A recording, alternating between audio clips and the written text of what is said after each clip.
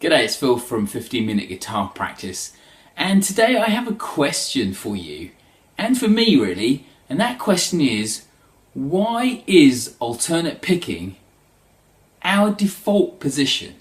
Because unless I'm doing something specific with pick direction, like a sweep picking lick specifically, or some kind of economy picking lick, generally, and probably unconsciously, I'm playing most of my stuff with alternate picking. Now, why is that? Now, I'll just let that question hang for a minute because I think I might have a clue to the answer. But the reason I'm posing this question is really because of the work of Troy Grady and others. And over the last kind of 6 months, I've been far more acutely aware of my picking hand and specifically the picking direction. I'm asking myself, is how I'm playing it how I should be playing it? And I've gone back and revisited things I used to play and asked myself, should I continue to play it that way? Here's an example. A lick from Sultans of Swing by Dire Straits. Now, you know the one I mean. It's the solo at the end, it's the fast bit. And I always had problems picking this. And, you know, before you jump in there, I do know that Mark Knopfler never picked it. He plucked it, okay? I know that. I used to play it with alternate picking, okay? It's a 4-note repeating phrase, and I used to play it with a downstroke and an upstroke on the top E, a downstroke on the B string, and the 4th note being the upstroke again on the top E. And that would sound roughly like this.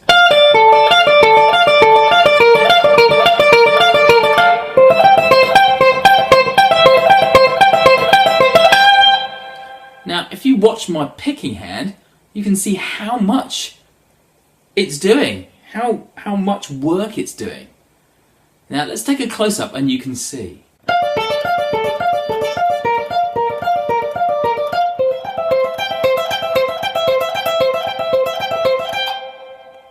So with this new awareness of my picking direction, I'm asking the question, is this the right way for me to play it? Is there a better, more efficient way for me to play it? It might not be the same as how it is for you, but for me. So I've come up with a couple of alternatives, and I wanted to share them with you because I think the approaches are all different and interesting. So the first one is to start with an upstroke on the top E for the first note and a pull-off for the second note on the same string, then a downstroke for the third note on the B string and a downstroke for the 4th note on the E string. So that will be upstroke, pull-off, downstroke, downstroke, upstroke, pull-off, downstroke, downstroke. So it's a 2-string sweep there. And that sounds a bit like this.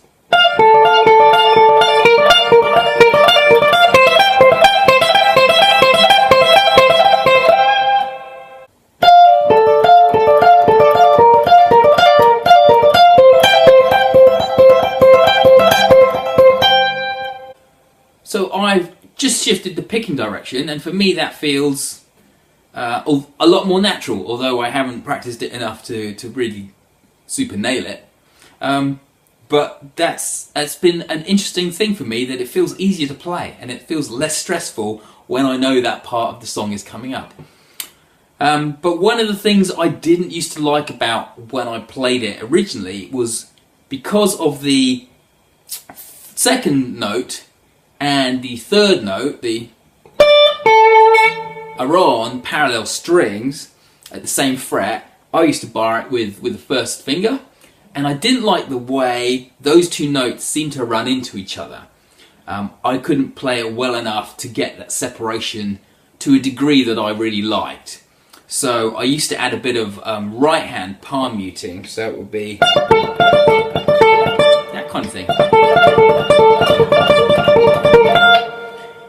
But that never felt like it was what I was really after. It was kind of like a make-do thing. So the other option I looked at was moving the second note to the B string. So the second and third note were on the same string and therefore couldn't possibly ring over each other. So I moved the note from the 10th fret on the top E to the 15th fret on the B string.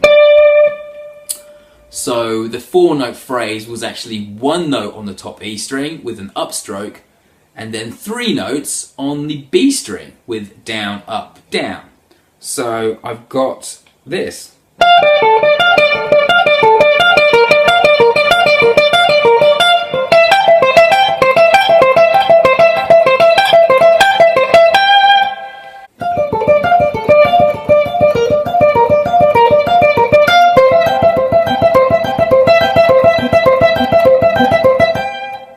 Now, I've not quite got to grips with that in terms of fluidity, but I mention it because, you know, it's probably worth looking at some of the things you've been playing and considering the pick direction.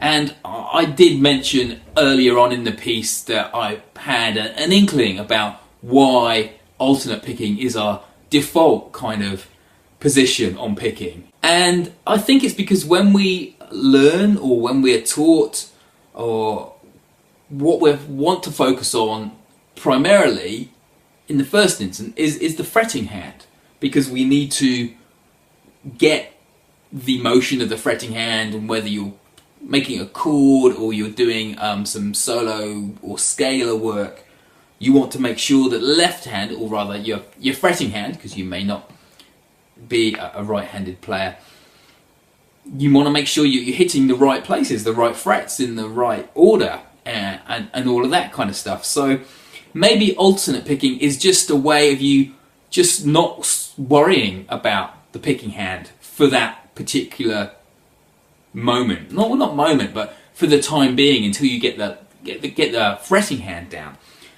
And it might be that we just have forgotten to then, once we've got the fretting hand stuff down, go back and take a look at what we're doing with the picking hand, and then ask ourselves those questions. You know, is alternate picking the best way for me to do this? Is there a mixture of sweeps and alternate picking and economy picking that would actually do a great job with the least amount of effort? Which is, I think, what you should be aiming for, really, is the maximum effect with the least amount of effort. That's just pure efficiency.